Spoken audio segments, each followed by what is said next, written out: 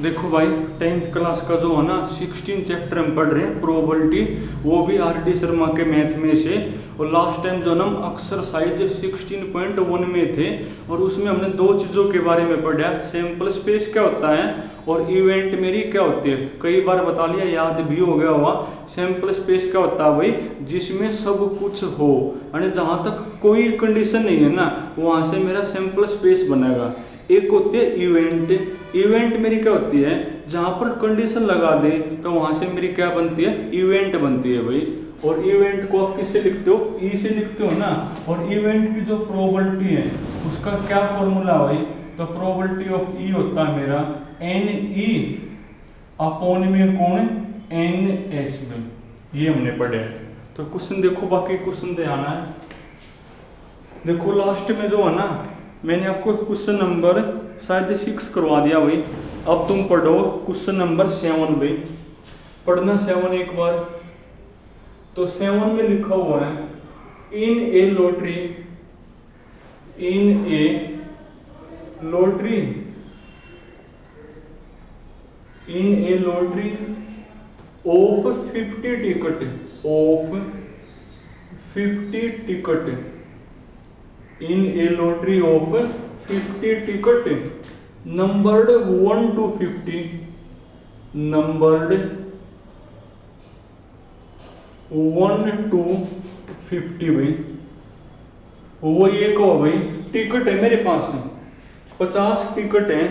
उन 50 टिकट के ऊपर 1 से लेकर 50 तक के नंबर हैं, यानी पहले पर 1 नंबर है, एक के ऊपर 2 लिखा हुआ है, एक के ऊपर 3 लिखा हुआ है। तो उसके बाद क्या कहो है, 1 ticket is drawn, 1 ticket is drawn भाई, यानी एक टिकट आपने बाहर निकालनी है।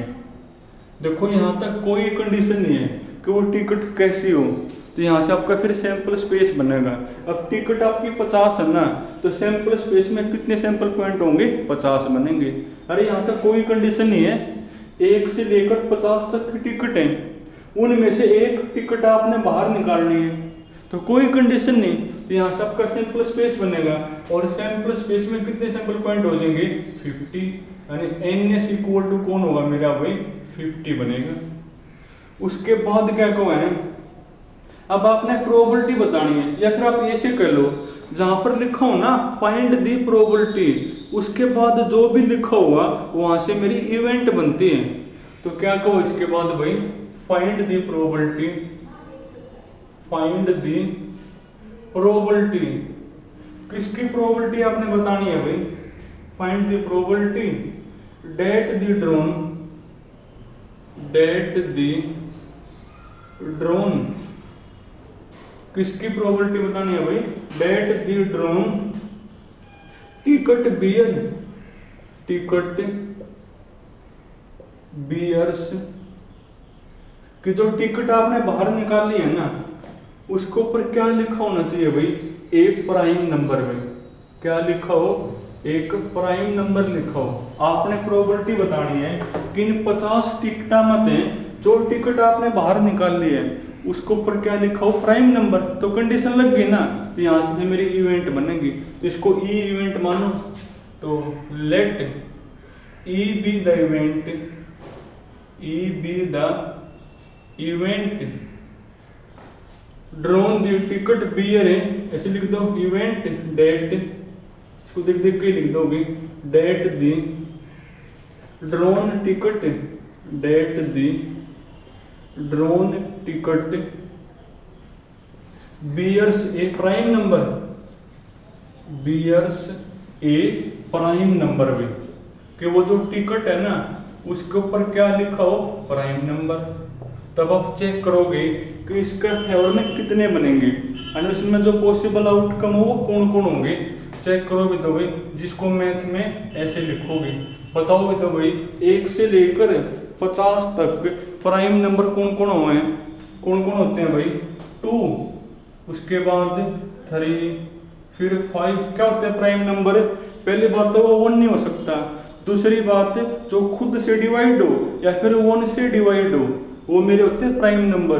2, 3, 5, 7, 11, 13, उसके बाद भाई 17, 19, 23, फिर 29, 29 के बाद भाई 31, 31 के बाद 2 नहीं, 3 नहीं, 4 नहीं, 5 नहीं, आणि 37, 37 के बाद 41, इसके बाद भाई 43, 4 नहीं, 5, 6, 7 होता भाई, फिर 48 नहीं, 9 नहीं और 50 भी नहीं, यानी ये होंगे मेरे प्राइम नंबर। अब करो काउंट, 1 2 3 4 5 6 7 8 9 10 11 12 13 14 और 15, यानी काउंटिंग में 15 है ना, तो जिसको मैथ में ऐसे लिखोगे यानी एन ई, कि जो आपकी ई इवेंट है ना उसमें कितने पॉसिबल आउटकम है मेरे 15, जिसको मैथ में ऐसे लिखोगे। अब आपको इस ई की प्रोबेबिलिटी बतानी है, तो प्रोबेबिलिटी ऑफ ई कौन होगा भाई, एन ई यानी 15 अपॉन में टोटल भाई 50, जो कटा काट दो 5 3 15 और 5 और कितना हुआ 10 में, यानी कौन होगा मेरा भाई 3/10 बनेगी प्रोबेबिलिटी। तो जहां तक कोई कंडीशन ना हो वहां से मेरी क्या बनता है सैंपल स्पेस, और जब कंडीशन लगा दे तो वहां से मेरी इवेंट बननी है। अब क्या हुआ 1 से लेकर 50 तक की टिकट है, और एक टिकट आपने बाहर निकाल ली, कोई कंडीशन नहीं, तो वहां से मेरा सैंपल स्पेस बनेगा, यानी सैंपल स्पेस में 50 सैंपल पॉइंट होंगे। उसके बाद को प्रोबेबिलिटी बताओ कि जो टिकट आपने बाहर निकाल ली है ना उसके ऊपर क्या लिखा हो, प्राइम नंबर। तो कंडीशन लग गई ना, तो यहाँ से मेरी ई इवेंट बनेगी कि उसके ऊपर प्राइम नंबर लिखा हो, वो मैंने ई इवेंट मान ली। अब आप चेक करोगे कि इस ई का फेवर में कौन कौन होंगे, ये होंगे ई के फेवर में, यानी 15 है मेरे काउंटिंग में, तो प्रोबेबिलिटी आ गई मेरी। और देखो भाई, देखो जो क्वेश्चन नंबर 8 और 9 है ना दोनों एक जैसे हैं भाई, तो मैं आपको 9 ही करवा दूं, फिर 8 तुम कर लोगे।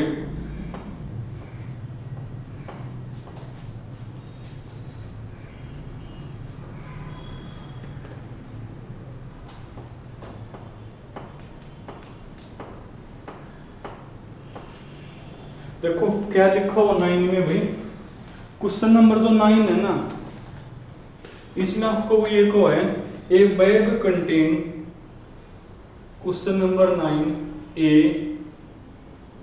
बैग कंटेन,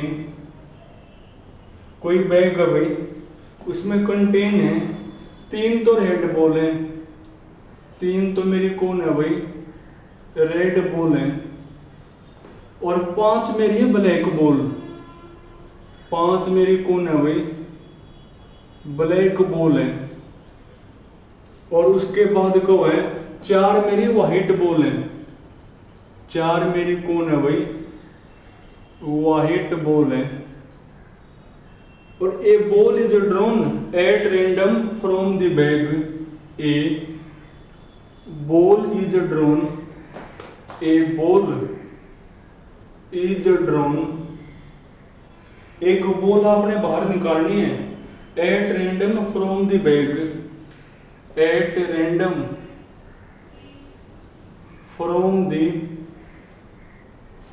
दी, देखो भाई यहां तक जो है ना कोई भी कंडीशन नहीं है कि कोई बैग है और बैग के अंदर 3 तो रेड बॉल है, 5 ब्लैक और 4 है व्हाइट, यानी 5 4 9 और 3 12 बॉल है, और एक बॉल आपने बाहर निकालनी है। अब वो बॉल कैसी हो कोई कंडीशन नहीं है ना, यहाँ से आपका सैंपल स्पेस बनेगा, तो सैंपल स्पेस में कितने सैंपल पॉइंट होंगे, टोटल आपके 12 बॉल है, यानी 12 सैंपल पॉइंट होंगे, देयरफॉर एन इक्वल टू 12 है।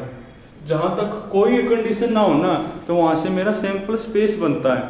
तो टोटल आपकी 12 बॉल हैं, और इन 12 बॉल मतलब एक बॉल आपने बाहर निकालनी है, तो यहाँ तक तो कोई कंडीशन बोल ही नहीं कैसी हो, तो यहाँ से आपका सैंपल स्पेस बन जाएगा, यानी 12 होंगी।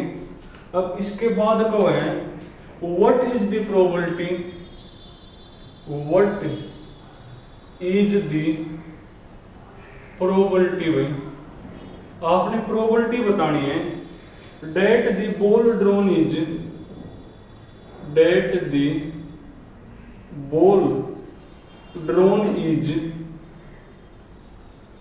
that the ball drawn is, कि जो बॉल आपने बाहर निकाली है, फर्स्ट पार्ट में क्या लिखा हुआ भाई कि वो आपकी वाइट हो।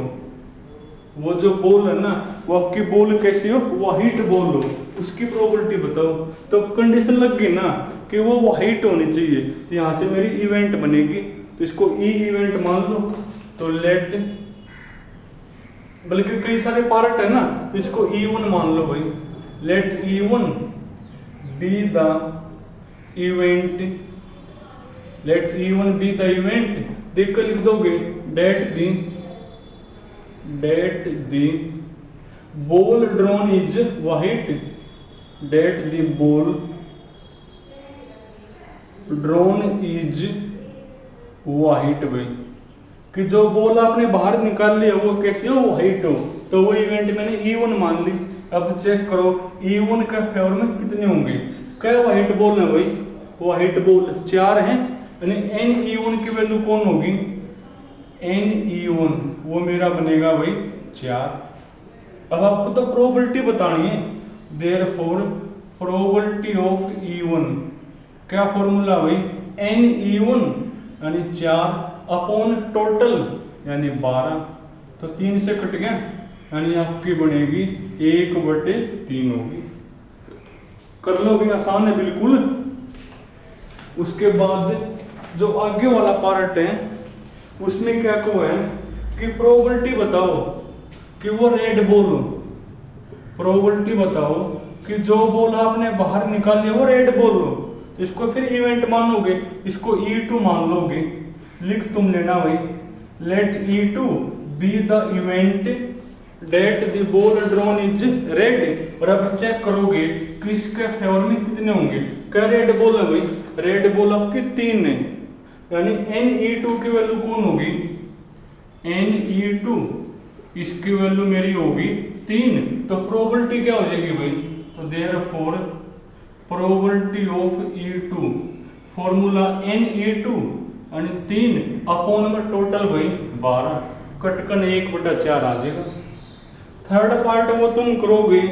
और फोर्थ में क्या होगा भाई, फोर्थ में लिखा हुआ है कि नोट रेड, कि जो बॉल आपने बाहर निकाली है वो रेड ना हो, तो इसको फिर इवेंट मानोगे, E4 मान लोगे। अब आप चेक करोगे कि जो E4 है ना इसके अंदर कितने पॉसिबल आउटकम होंगे, यानी रेड ना हो तो कैसी होगी वो, या तो ब्लैक होगी या व्हाइट, यानी 5 और 4 9 में से होगी, यानी NE4 कौन होगा मेरा 9 होगा। तो प्रोबेबिलिटी कौन होगी, तो प्रोबेबिलिटी ऑफ E4 तो वो मेरी बनेगी 9 बटे टोटल वही 12, तो 3 3 9 और 3 चौके यानी 3/4 बनेगी। कर लोगे। तो चलो तुमने आज जो है ना भाई क्वेश्चन नंबर 9 तक करने हैं, बाकी फिर कल करेंगे।